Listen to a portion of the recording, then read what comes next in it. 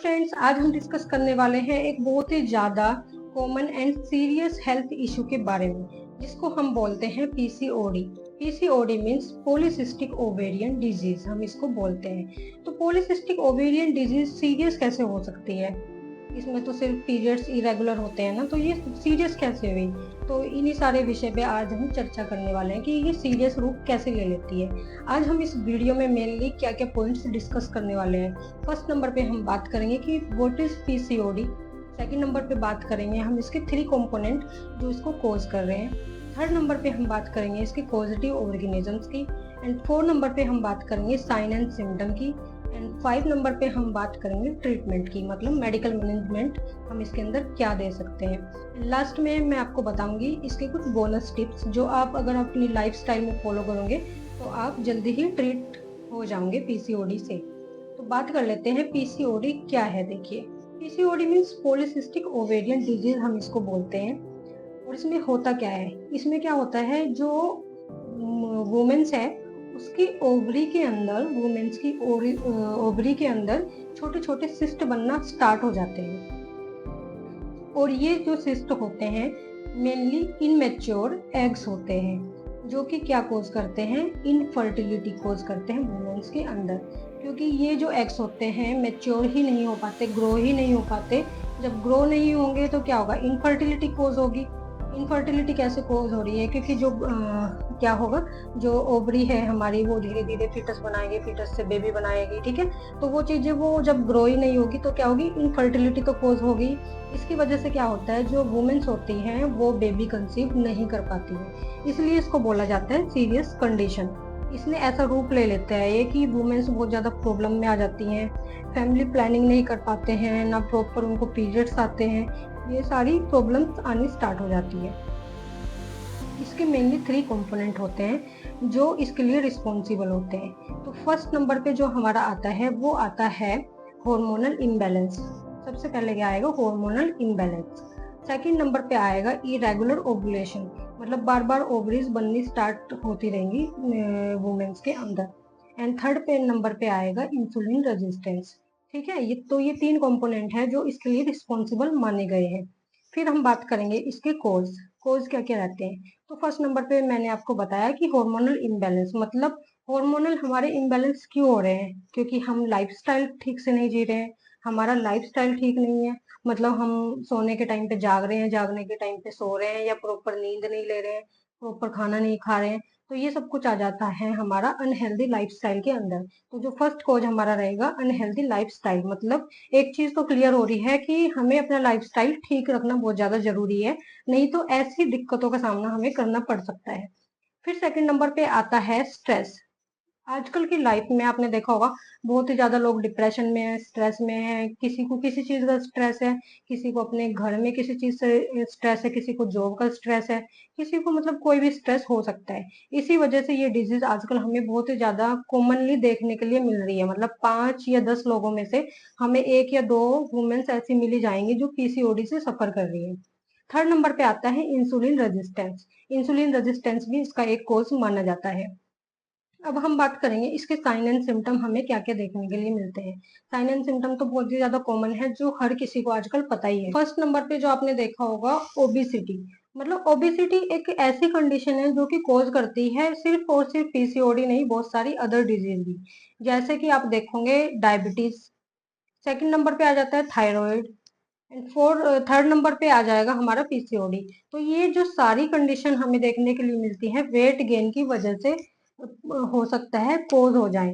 Weight gain मतलब एक अच्छा साइन नहीं है। अगर किसी का वेट इतना ज्यादा है, 80-90 किलो, 80-90 kg है ना, तो ये सारी क्या है, मतलब बीमारियों को बुलाना अपनी साइड।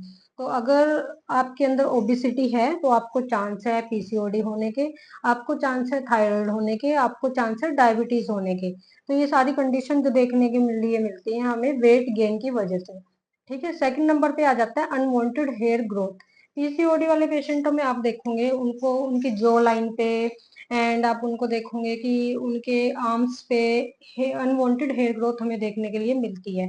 ठीक है, थर्ड नंबर पे आ जाएगा इसका कि एक्ने हमें बहुत ज्यादा देखने के लिए मिलते हैं। जिन वुमेन्स को क्या हो जाएगा, पीसीओडी हो जाएगा उनको एक्ने भी देखने के लिए मिल सकते हैं। ये ऐसा नहीं है कि सबके अंदर, लेकिन कुछ कुछ केसेस में हमें एक्ने भी देखने के लिए मिलते हैं। 4 नंबर एंड लास्ट नंबर पे आता है इरेगुलर पीरियड्स। मतलब कुछ वुमेन्स के अंदर क्या होता है, एक ही मंथ में दो दो बार पीरियड्स आ जाएंगे। कुछ वुमेन्स को क्या होगा, मिस हो जाएंगे पीरियड्स, एक मंथ में आएंगे दूसरे में नहीं आएंगे। तो ऐसी ऐसी कंडीशन बनी रहती है पीसीओडी पेशेंट के अंदर।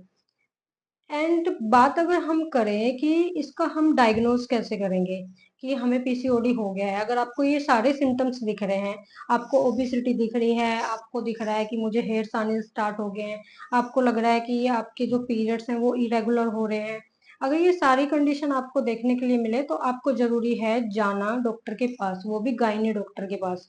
गायनी डॉक्टर के पास आप जाओगे तो वहां पे होगा आपका डायग्नोज।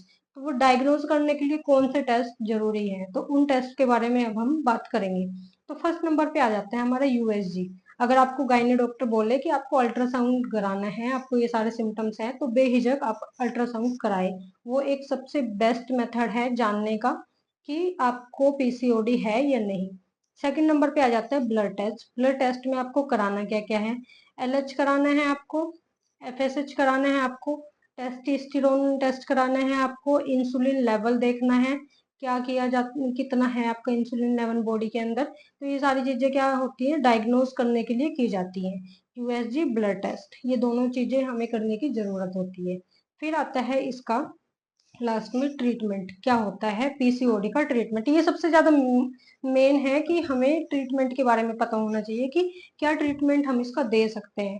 ठीक है, तो फर्स्ट अगर मैं देखूं कि life style change, life style क्या करना है, चेंज करना है वुमेन्स का। हमें उनको बोलना है कि आपको हेल्दी डाइट लेनी है, आपको रेगुलर एक्सरसाइज करनी है, आपको स्ट्रेस रिड्यूस करना है। आपको अगर आप कोई स्ट्रेस ले रहे हो तो उस स्ट्रेस को लेना छोड़ना है, नहीं लेनी है आपको टेंशन। ठीक है, स्ट्रेस फ्री रहना है, अच्छा हेल्दी इन्वायरमेंट उसको देना है हमें, अगर किसी को पीसीओडी हो गया है तो। और वेट लॉस करने की बहुत ही ज्यादा जरूरत है, इससे पीसीओडी नहीं, इसको डायबिटीज, थायराइड, बहुत सारी डिजीज और हेल्थ रिलेटेड भी, मतलब हार्ट रिलेटेड भी आपको देखने के लिए मिल सकती हैं। ठीक है, तो वेट लॉस तो बहुत ही ज्यादा मस्ट है, आपको वेट लॉस करना ही करना पड़ेगा। ठीक है, उसके बाद आती है मेडिकेशन। ये तो हो गया हमारा मॉडिफिकेशन थेरेपी जिसको हम बोलते हैं।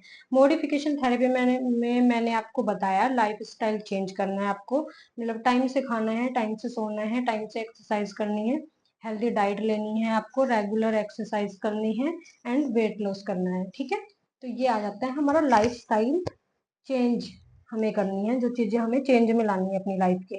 फिर आ जाता है हमारी मेडिसिन। मेडिसिन में हम क्या करेंगे, बर्थ कंट्रोल पिल्स देंगे, बर्थ कंट्रोल पिल्स हम देंगे वुमेन्स को। इंसुलिन कंट्रोल करेंगे, इंसुलिन के लिए मतलब मेटफॉर्मिन देंगे हम, मेटफॉर्मिन भी जरूरी है देना, जिससे क्या होगा, वेट लॉस भी होगा, वेट लॉस में भी हेल्प मिलेगी और उसका जो डायबिटीज होने के चांस कम होंगे। एंड लास्ट में जो होता है मेटफॉर्मिन, एक ड्रग ऑफ चॉइस मानी गई है पीसीओडी पेशेंट के अंदर। एंड लास्ट में हम क्या करेंगे, ओवुलेशन के लिए फर्टिलिटी ड्रग्स देंगे, लाइक स्ट्रेस मैनेजमेंट करवाएंगे उसको हम, योगा देंगे, मेडिकेशंस देंगे एंड प्रॉपर स्लीप के लिए बोलेंगे। एंड इसमें एक क्वेश्चन मेरे पास आया था कि पीसीओडी या पीसीओएस दोनों सेम है या नहीं। तो ये दोनों सिमिलर हैं, सिमिलर माना गया है इन दोनों को, पीसीओडी को भी एंड पीसीओएस को भी।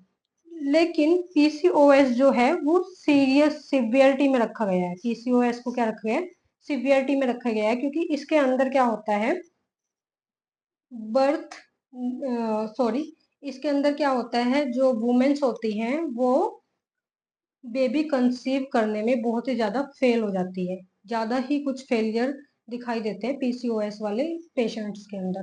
तो पीसीओडी, अगर पीसीओडी एंड पीसीओएस के अंदर कोई डिफरेंस पूछे तो इसके अंदर बहुत माइनर सा डिफरेंस है कि ये जो पीसीओएस है वो क्या है, थोड़ा सा सिवियरिटी में रखा गया है। और वो क्यों रखा गया है, क्योंकि जो मदर है वो कंसीव नहीं कर पाती है, इसलिए इसके अंदर हमें क्या दी जाती है, कॉन्ट्रासेप्टिव एंड ओवुलेशन वाली पिल्स दी जाती है।